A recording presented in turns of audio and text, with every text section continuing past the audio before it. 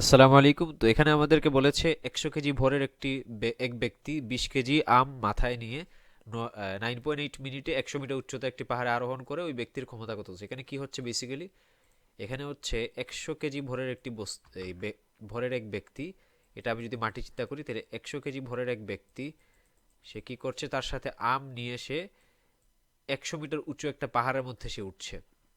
তাহলে তার হাইটটা কত? সে উপরে উঠছে, মাটি থেকে 100 মিটার উপরে উঠেছে। তো বেসিক্যালি যখন কোনো একটা কোনো একটা অবজেক্ট এই রেফারেন্স লেভেল মানে মাটি থেকে যখন উপরে উঠে তখন তার মধ্যে কোন এনার্জি স্টোর হয়, পটেনশিয়াল এনার্জি স্টোর হয়। তো তার ওয়ার্ক ডানটা তখন হবে পটেনশিয়াল এনার্জি সমান। তো আমরা একটা ফর্মুলা জানি যে P equals to W divided by T. P equals W divided by T.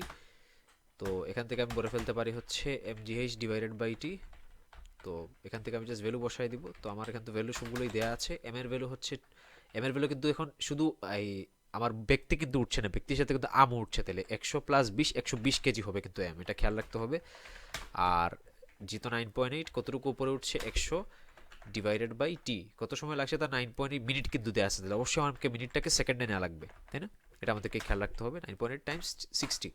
তো এখান থেকে আমরা যদি এটা তো হাতেই ক্যালকুলেশন করা যায়, আমরা যদি এখান থেকে ক্যান্সেল আউট করে ফেলি কয়েকটাকে, যেমন ফর এক্সাম্পল 9.9 ক্যান্সেল আউট, তাহলে এটার সাথে এটা কাটা গেলে 2 থাকে, তাহলে 2 ইন্টু 100 হচ্ছে 200। তাহলে আমাদের আনসারটা হচ্ছে 200 ওয়াট।